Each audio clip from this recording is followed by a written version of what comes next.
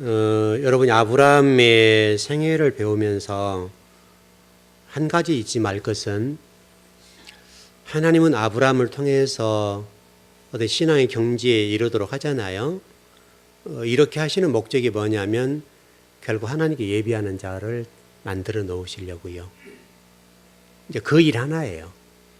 그 기간이 45년 걸렸어요. 우리가 이제 이것을 놓치면 성경을 놓치는 거고요. 우리가 신앙생활을 한다 하더라도 이것을 놓쳐버리면 신앙생활이 잘못될 수가 있어요. 그러니까 아브라함의 생애 속에서, 또 아브라함과 이삭과 야곱의 생애 속에서 우리가 절대적으로 놓치지 말 것은 뭐냐면, 하나님은 아브라함의 일생, 이삭의 일생, 야곱의 일생을 통해서 한 가지를 말씀하세요. 예비하는 자요. 그 예비하는 자로 아브라함과 이삭과 야곱을 만들어 놓겠다. 또 그 내용은 저와 여러분에게도 동일해요. 나도 저와 여러분의 하나님 말씀하신 거죠. 너희들도 그렇게 만들어 놓을 거야. 이게 우리의 인생이에요. 여기에서 벗어날 수가 없어요. 그래서 우리가 이스라엘 백성들을 애굽에서 출애굽시킬 때 딱 한 가지 말씀하셨어요. 니들이 나 경외하고 예비하기 위해서. 바로에게는 내 백성들이 나를 예비하기 위해서 네가 보내줘야 돼. 그리고 이스라엘 백성들에게는 너희들이 나온 목적이 나를 예비하기 위한 거야. 여기에는 여러 가지가 포함될 수 있겠습니다만은 어떤 것도 들어올 수가 없어요. 어떤 것도. 거기에는 어떤 것도 들어와서 희석될 수가 없어요. 오직 한 가지. 저와 여러분을 예비하는 자로 세워놓으시려고.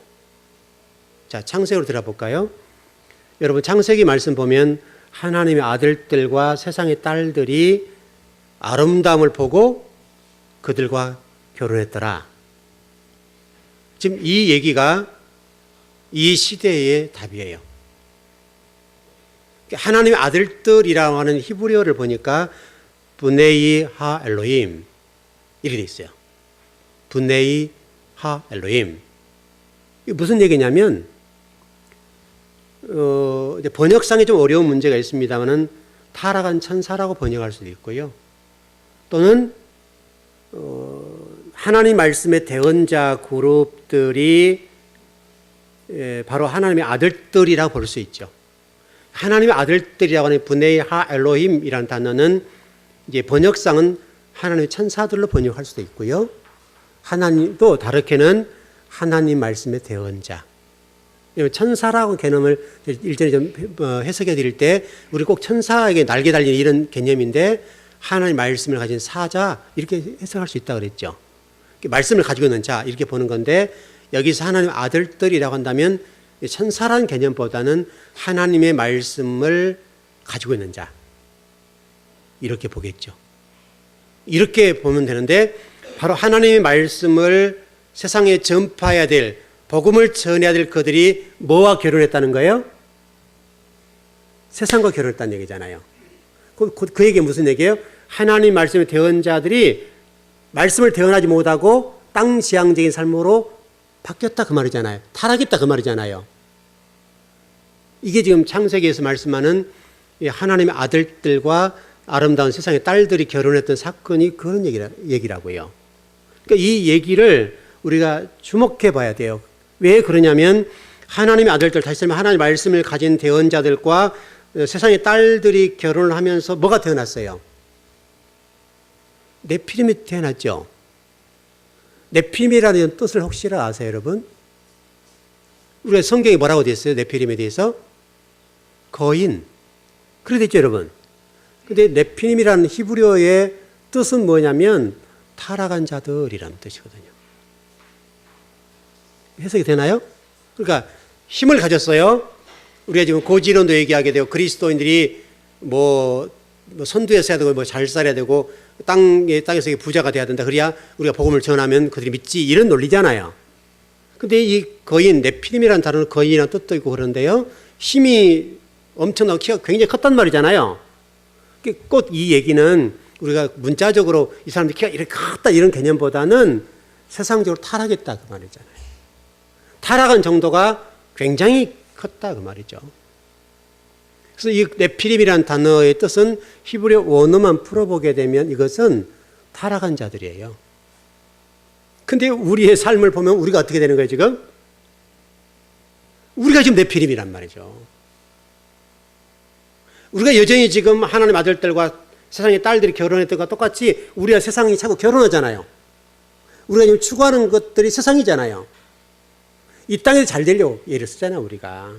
하나님의 나라나 하나님의 진리 말씀이 이 땅에 흥황하고 진리가 이 땅에서 이렇게 이루어지고 증거가 되는 삶보다는 이 땅에서 내가 명예를 얻자는 얘기 아니에요.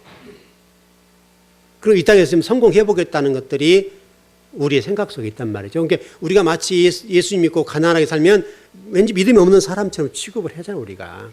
그리고 우리 교회 안에서도 교회 다니는 사람들 가운데 성공하면 하나님 복 받았어 이렇게 얘기해 준단 말이죠. 물론 사업의 수완에서 성공하고 그걸 또 하나님 나라를 세우면 멋있죠 여러분. 그거 나쁘단 말이 아니에요. 근데 우리의 어떤 보편적인 신앙관들이 하나님의 아들들로서 예비한 자, 하나님의 예비한 자로 서 있어야 되고 하나님 백성으로 서 있어야 될 우리들이 성전으로 서 있어야 되잖아요 교회로. 근데 우리들이 세상과 짝해서 결혼해가지고 그 세상 속에서 거인이 되려고 한다 거인이. 근데 그 거인이라는 뜻 자체가 네피림이라는 뜻 자체가 타락한 자들이란 말이죠. 타락한 자들. 이게 그리고 또 네피림이라는 뜻 안에는 타락한 자들이라는 말도 있고 떨어지다라는 뜻, 떨어지다. 하나님의 은혜와 하나님의 진리로 떨어져 나간 자들이에요. 근데 우리는 지금 그걸 동경한다고요. 오히려 그런 사람들이 박수 치고 역시 하나님 복 받았네 이렇게 해준단 말이죠. 여러분 이게 하나님 아들들과 세상의 딸들이 결혼했다는 얘기로 성경을 착 열어놨어요. 그럼 지금 그 얘기가 현재 현존으로 살고 있는 신앙생활 안에서 그대로 드러나 있잖아요. 여러분 교회 안에서 힘 좀 쓰는 사람들 누구예요? 가진 사람들이죠. 가진 사람들. 제가 거의 한 30년 전 얘기죠. 30년 전에 생겼던 교회에서 어떤 장로님 얘기를 한번 해드린 적 있죠, 여러분. 그 황 장로님이신데요. 이분은 정말 가난해요. 나무집 살았어요. 그 나머지 장로님들은 꽤 좀 표현상 방구나 꼈어요. 그러니까 이 장로님은 수석 장로님이셨거든요. 가장 나이도 많으시고 교회 앞에서 한마디 발언을 안 하세요. 그래서 제가 이제 여쭤봤어요. 장로님 왜 그렇게 교회에서 발언 전혀 안 하세요? 목사님, 그때는 제가 집사였으니까 집사님, 내가 힘이 없잖아. 교회 앞에 내가 헌신도 못하고 충성도 못하고 헌금도 못하고 교회 앞에 아무 유익이 못해 도움이 안 되잖아요, 제가. 그래서 제가 할 말이 없어요. 좀 가슴 아픈 얘기죠. 여러분 교회 안에서 세상적인 논리로 가지지 못한 헌금 못했기 때문에 교회에서 발언권이 없다는 힘이 많이 된 사람보다 약하다. 그러면 이게 건강한 교회가 아니죠. 교회는 그게 없어야 되잖아요, 여러분. 가진 자나 가지지 못한 자나 평등해야 될 거 아니에요. 평등해야 될 거 아니에요. 근데 실제로 발언권과 교회 요직들은 누가 가지고 있었겠어요? 헌금교회를 한다고 하는 장로님들이 다 쥐고 있었다고요.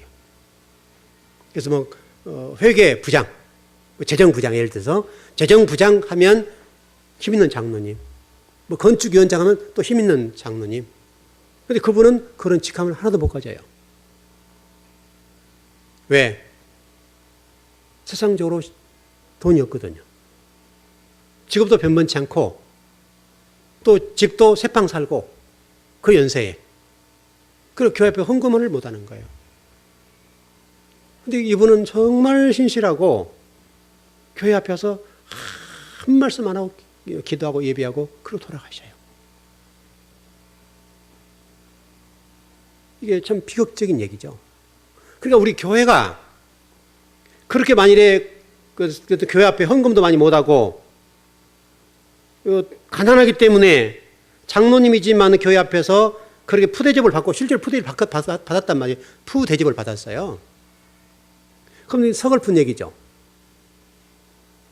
우리 성경 말씀과 같이 가진 자는 못 가진 자는 좀 많이 내면 되는 거고 없는 자는 그 없는 가운데 냈기 때문에 그게 큰 거잖아요. 여러분 드랩돈 가부가 정말 자식이 가지고 있는 작은 걸 냈는데 실질적으로 하는 예수님 보시기 뭐라고 말씀하셨어요? 너희들은 가진 것 중에 일부를 냈지만 저 사람은 모든 걸 냈으니까 누가 많이 냈냐? 그가 많이 냈다. 두렵던 과부가 훨씬 충성했느니라.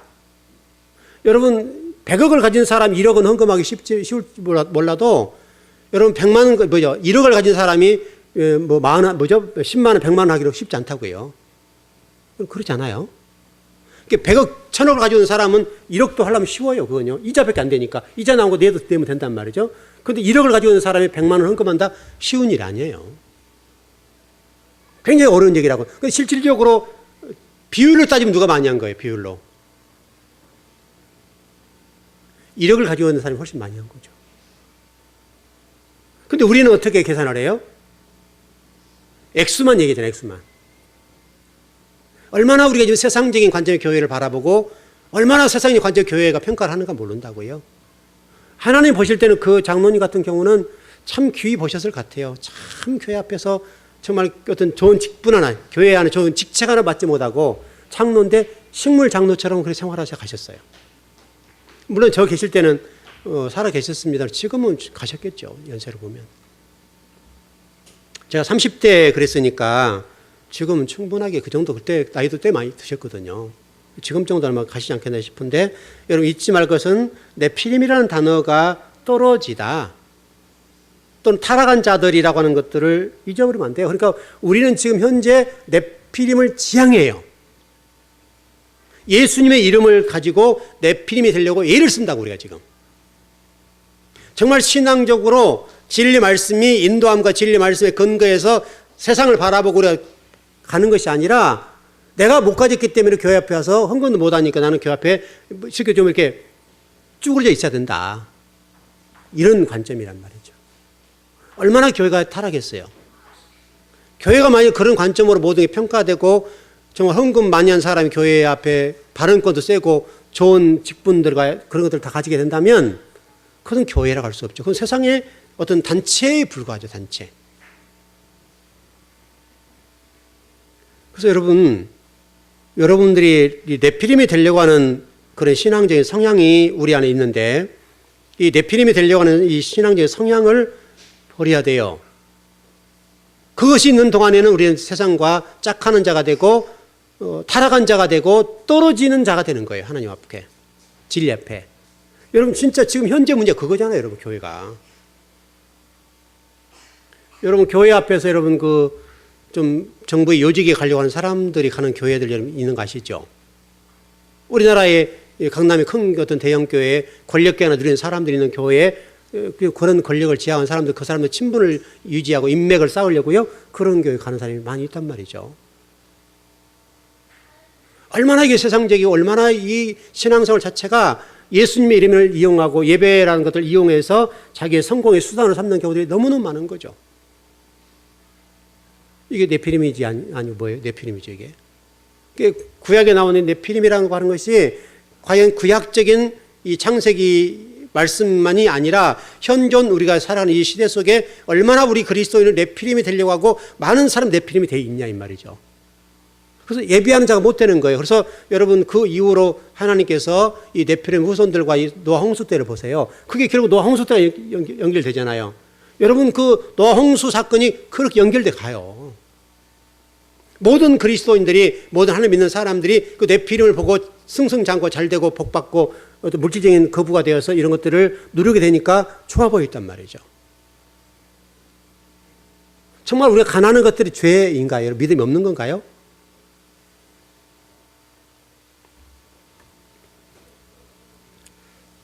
여러분들과 제가 놓치지 말 것은 거인이 무너져야 되고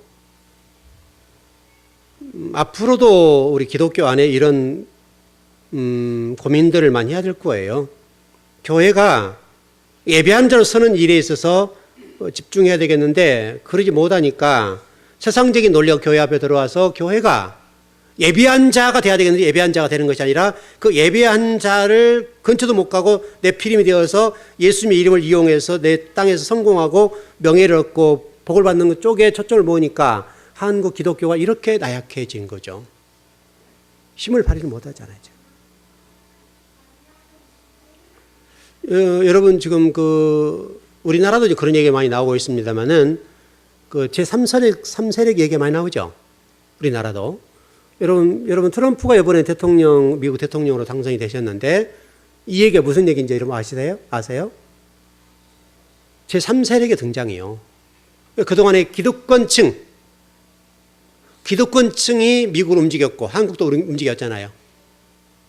그래서 모든 사람이 이 기득권 세계 안에 들어가려고 공부하고 열심히 해서 박터기 공부를 하잖아요.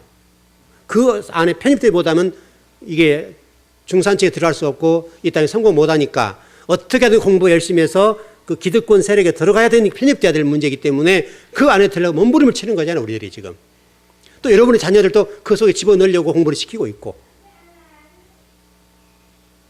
근데 이 제3세력이 등장했단 말이지.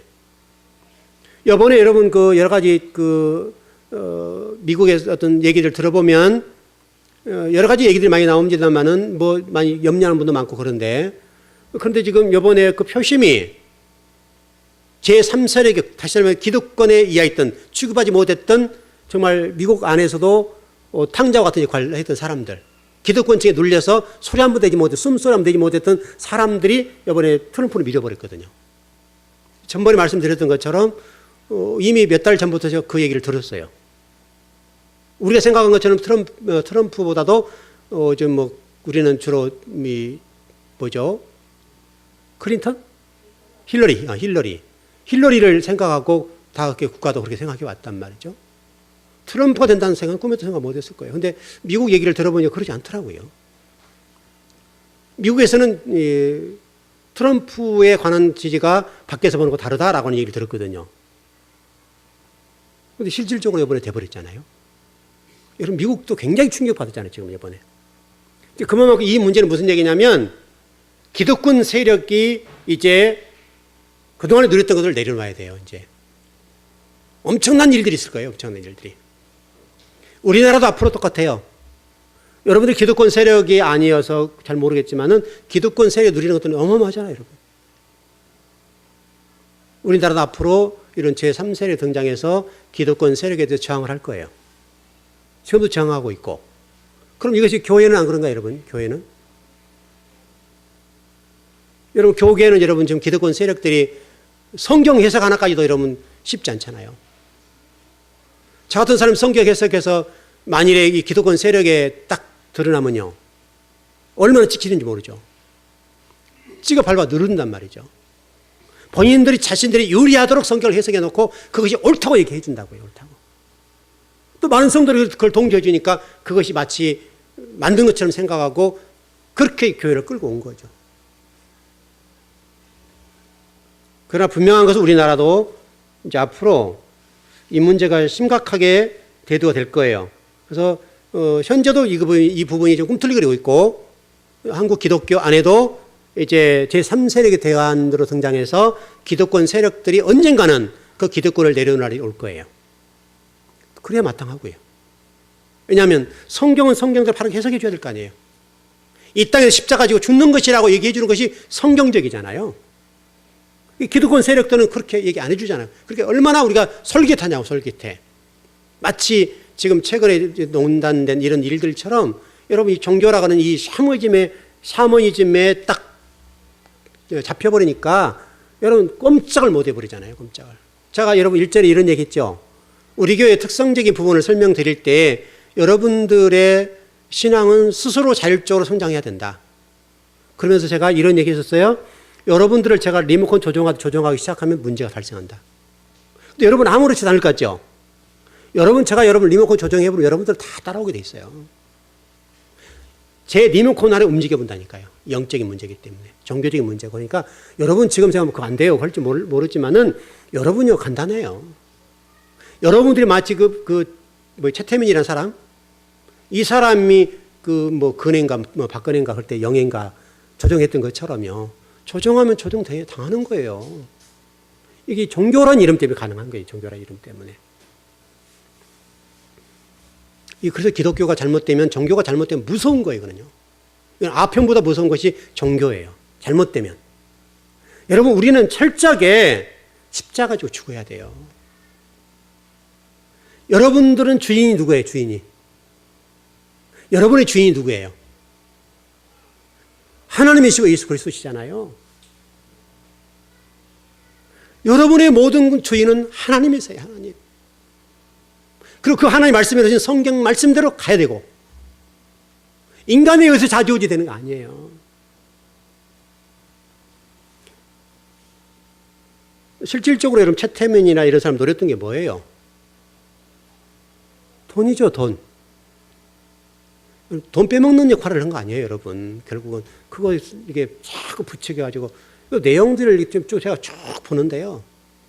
정말 이게 무서워요. 근데 그 손아귀 노란하니까요. 노란한 사람 잘못이죠. 우리나라도 지금 이제 제3세력의 등장이 가까워지고 있고 그래야 되고 그래서 이제 기독권이 한번 무너져야 되죠. 왜냐하면 왜 무너져야 되는가 하면 잘 생각해 보십시오. 우리 박정희 대통령 때부터 지금까지 한 40년 되죠. 40여 년 동안 어떤 사람이 정부 요직에 다 심어져 있겠어요?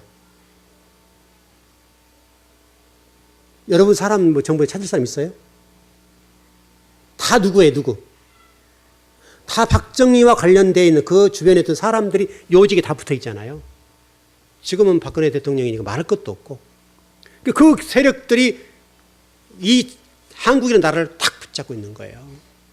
그래서 제3세력의 대한 세력 등장했던 얘기가 한 번을 뒤집어줘야 돼요. 여러분 박근혜 대통령 내려와도요. 그 세력들이 탁 잡고 있어요. 안 변해 세상이. 그러니까 여러분과 제가 신앙생활 하면서 잊지 말 것은 저와 여러분들은 네피림이 되면 안 돼요. 그런 것들을 보면서 좋아할 일이 아니라고요. 여러분 결국 그게 뿌려놓은 대로 거두잖아요. 뿌려놓은 대로. 여러분 성경 뿌린 대로 거둔다고 돼 있어 안 됐어요? 그렇게 돼버리잖아요. 그럼 우리 좀 창피한 얘기지만 우리나라 대통령이 얼굴을 들고 외국에 나갈 수 있겠어요?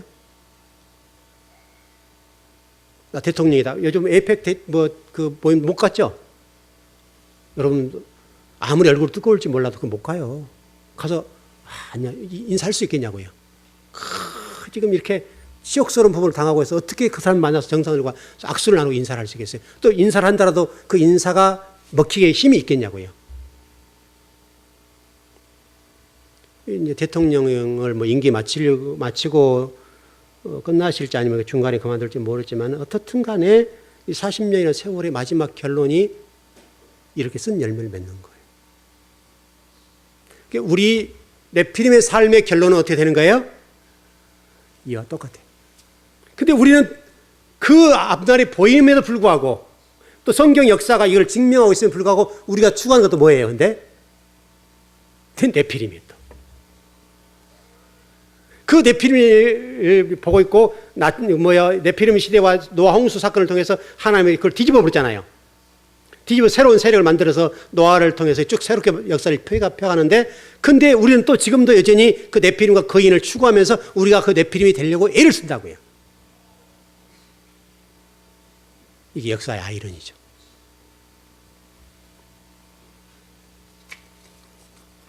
여러분 아브라함에서 절대 잊지 마십시오.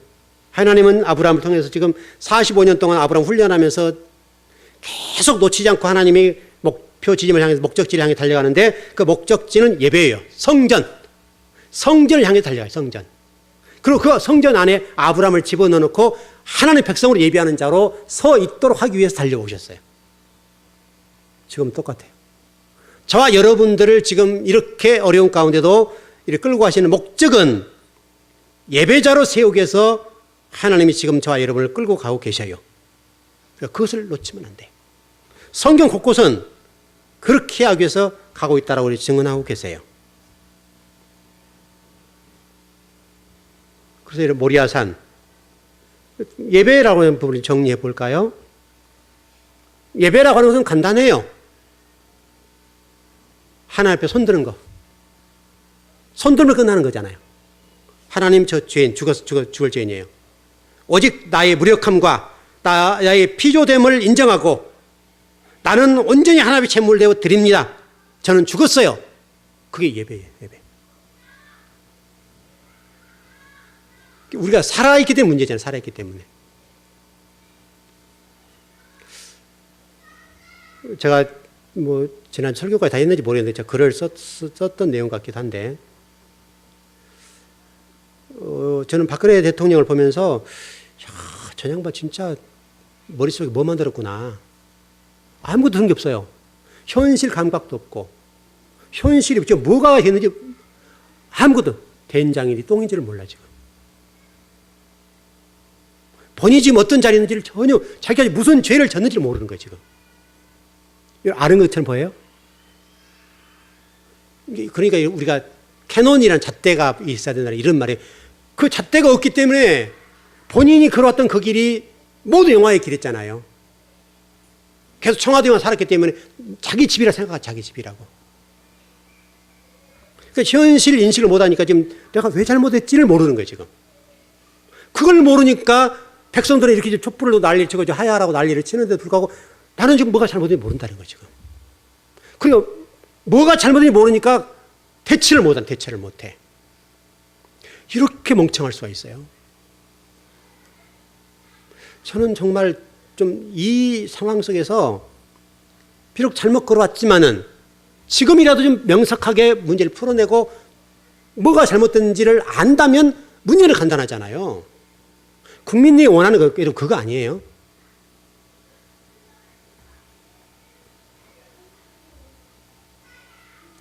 여러분과 제가 십자가 앞에 가야 되고 예배자로 서야 될 이유는 간단해요.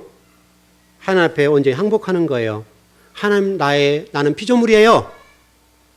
내 힘으로는 아무것도 할 수 없어요. 주님께서 모든 것이 전부예요. 그게 예배예요, 예배. 여러분 구약의 제물을 드려서 각을 떠 올린 것처럼 이제 저와 여러분을 각을 떠서 변제단 위에 올려버리는 거예요. 근데 무슨 소리가 나겠어요 거기서? 그게 예배예요. 그래서 잘못했습니다라고 해보면 되잖아요 지금 국민들 앞에. 박근혜 대통령이 국민들 앞에 내가 지금 죽을 죄를 져버렸네. 지금 현실이 잘못했다. 미안하다. 정말 잘못했습니다. 그러면 우리 국민들 잘 이해하잖아요. 용서하잖아요. 근데 자꾸 지금 시간 끌고 뭐가 잘못된지를 모르니까 자꾸 엉뚱한 일을 꾸미잖아요. 우리가 인생을 살다 보면 잘못할 수 있잖아요. 여러분 그러잖아요. 대통령인들 여러분 권력 앞에 그럴 수 있죠. 비록 여러 가지 일이 있었습니다만은 내가 참 어리석었다. 여러분 국민 참 사죄드립니다. 그런데 기회를 주시면 남았는 임기라도 이 나라 민족으로서 내가 정말 죽을 힘을 다해서 일할 테니까 좀 봐주세요. 그러니까 좀 딱 끝나거나 그랬으면 좋겠는데 그런 게 좀 잘 안 돼서 안타깝기는 해요.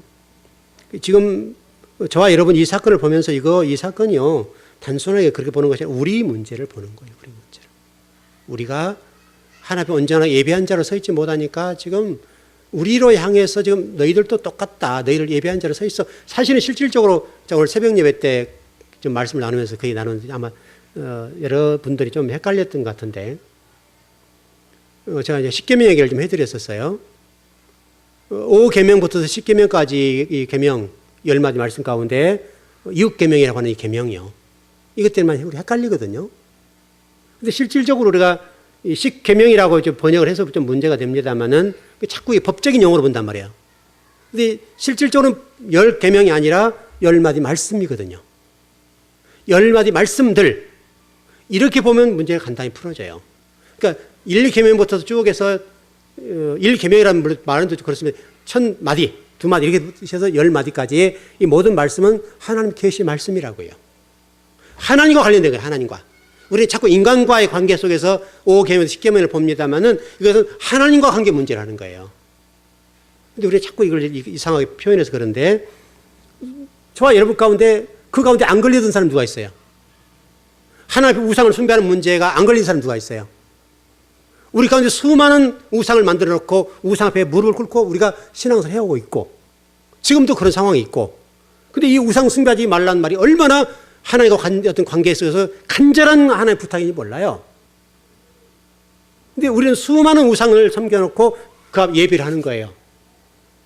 여러분이 어떤 목상을 만들어놓고 절하고 목상 앞에서 손을 비비는 것이 우상이 아니라 우리가 하나님 아닌 하나님보다 더 사랑하는 것이 뭔가 있다고 하면 그게 우상이란 말이죠. 하나님 말씀하신 것은 하나님, 당신보다 살아가는 그 무엇, 하나님이 또 하나님을 만들어 놓은 그 무엇, 이게 다 우상숭배예요. 다 우상숭배. 그것을 우상숭배라고 얘기하는 거예요. 근데 우리 속에 그런 것들이 얼마나 많은지 몰라요. 근데 우리는 그런 문제는 죄로 보지 않고 조그마한 어떤 죄를 지으면 그 크게 본단 말이죠. 실질적으로 이 죄보다는 하나님 앞에 우상을 숭배하고 내가 어떤 하나님보다 좋아하는 어떤 것들이 우상인데 그걸 하나님이 싫어한다고요. 그걸 만들지 말라고 그랬으니까. 근데 우리는 짜잔하고 조그마한 어떤 일들이 불거지면 그것을 훨씬 크게 보는 거예요. 실질적으로 여러분 뭐 박근혜 대통령이 뭐 나라를 들어먹으려고 하겠다. 이것보다 더 무서운 건 뭐냐면 하나님 앞에 우상 숭배하는 거예요. 여러분 틀려요, 맞아요.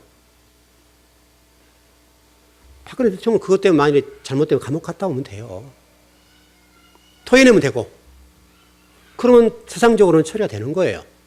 뭐 국민의 분노는 안 사그랄지 모르지만 만일에 헌법에 관련 잘못됐어요. 그러면 뭐 임기를 마치든 중간에 나오든 간에 관계없이 내가 이런 부분에 죄를 졌으니까 달게 받겠다 했을 때 검찰이 당신이 대통령으로서 이런 죄를 졌으니까 얼마 환수하고 예를 들어서 그 다음에 당신 이 죄에 관해서는 몇 년 동안 감옥 갔다 오세요. 그럼 끝나는 거예요. 우리가 굉장히 어렵게 생각하지만 사실 그런 거 아니에요, 여러분. 그렇게 하면 되는 건데 우리는 만일에 우상을 숭배하면 이것은 하나님과 관계 속에서 단절될 문제라니까. 단절된 문제.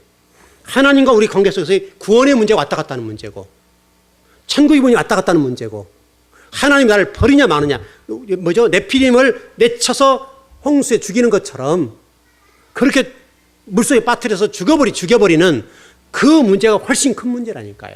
근데 우리는 지금 우리가 하나님을 숭배하는 데 있어서 섬기는 데 있어서 우상을 숭배하고 내가 만들어 하나님 진리를 거스리고 또 이 기타 다양한 하나님과 살아가는 것들이 훨씬 많은데 우리는 이것을 보지 못하고 우리는 참 여기만 보잖아요.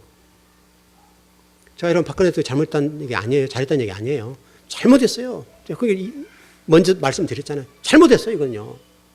그런데 그보다 더 큰 문제는 하나님과 관계 속에서 우리가 지은 죄가 훨씬 큰 거예요. 왜냐하면 이 땅의 주인 된 아버지. 왜냐하면 박근혜 대통령은 5년 하면 끝나잖아요. 대통령 임기가. 그 사람은 주인이 아니라고요. 그러니까 국민이 잠깐 5년 동안 나라를 일해 주시오 했으니까 모섬이라고 쉽게 설명해서. 그러나 이 땅을 지배하고 우리 한국의 대통령보다 훨씬 높으신 분은 하나님이거든요. 그분이 이 땅을 지배하고 계시고 역사를 운행하고 계시고 우리를 통치하고 계시니까 그분 앞에 우상을 숭배하고 그분보다 다른 걸 좋아한다고 한다면 이보다 더 큰 적 어딨냐고. 근데 우리는 이보다는 이것을 크게 보는 거예요.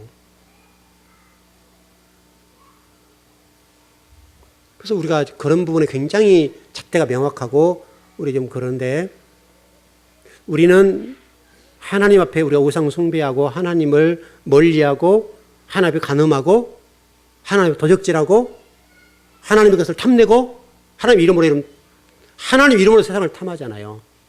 수많은 일들이 많다고 우리 속에. 우리가 이 부분을 생각해야 돼요.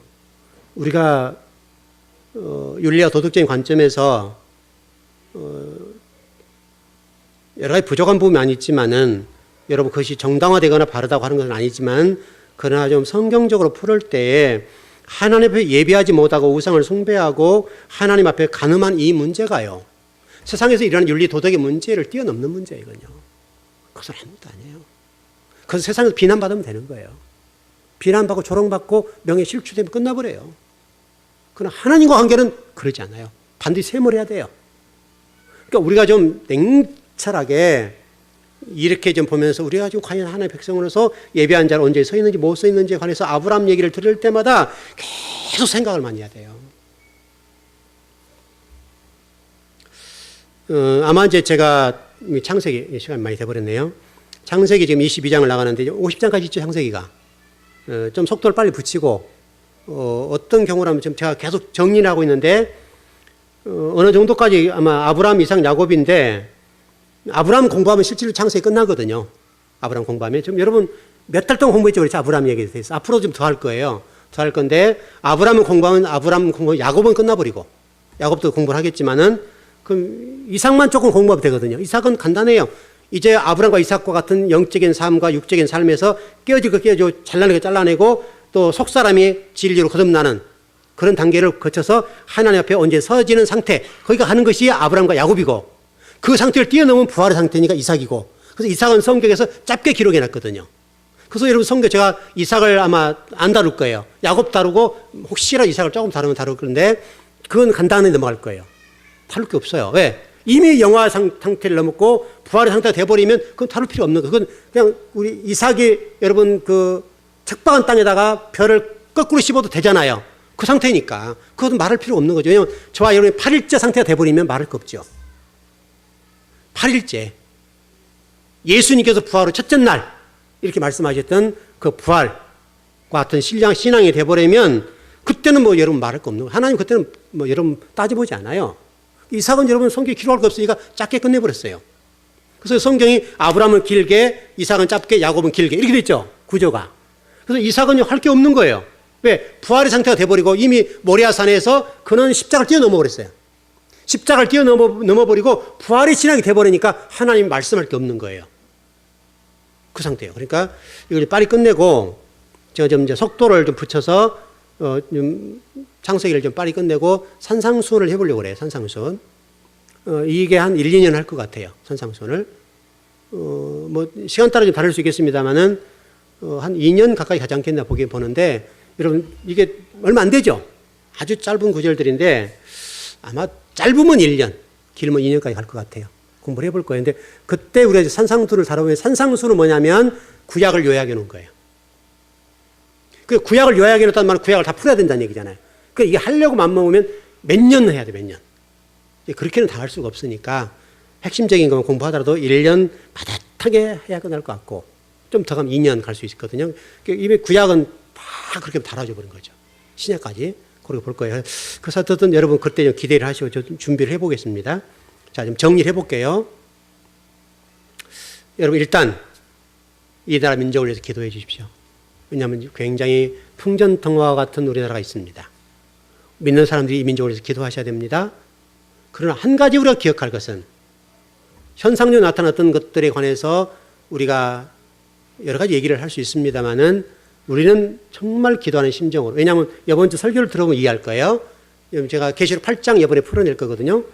계시록 8장을 풀어낼 건데 여러분 계시록 8장 1절에서 5절을 읽고 오세요. 꼭 읽어보세요. 한 10번 읽어보세요. 읽어보고 또 읽어보고 또 읽어보고 보세요. 그러면 설교가 이해하기 쉬울 거예요. 근데 나팔절 얘기거든요. 나팔재앙 얘기가 나오는데 도대체 나팔재앙이 뭐냐. 근데 성경이 8장 1절에 보면 잠잠하라고 그러거든요. 침묵하라 그러거든요. 왜 침묵이냐 이런 얘기죠. 나팔장이거든요. 나팔장인데 침묵하래요. 입을 닫으래요. 지금 현재 상황과 똑같아요. 그러니까 이런 걸 보면서 우리 자신을 보고 우리는 얼마나 하나님 앞에 영적으로 죄를 짓고 있는가에 관해서 우리 자신을 돌아볼 수 있다면 기회죠. 왜냐하면 땅은 유한하고 하늘나라는 영원한 거니까. 우리 영혼을 취하는 사람들이고 영혼을 바라보는 사람들이니까 영원적인 관점에서 세상을 보자는 거죠. 그리고 보고 여러분의 신앙이 하나님 앞에 온전히 섰으면 좋겠어요. 그리고 예배자가 됐으면 좋겠어요. 정말 계시록 8장 1절 5절을 한 10번 정도 읽어보세요. 제가 설교를 다 할 수 있을지 모르겠어요. 다 아마 쉽지 않을 거예요. 다는 못하겠지만 풀어는 볼게요. 계속해서 좀 계속 풀어낼 건데 첫 번째 지금 8장이 넘어가니까 우리가 굉장히 도전적인 부분이 될 거고 도대체 나팔장이 뭔지 여러분 나팔장은 뭐 떠오르는 선입감 있죠? 그런 것과 정말 맞는 건지 여러분 묵상해 보고 오시라고요. 그러면 제가 말씀을 좀 쫙 풀어드릴게요. 정말 여러분 모두가 또 제가 하나님 앞에 정말 예비하는 자로 섰으면 좋겠습니다. 네, 기도하겠습니다.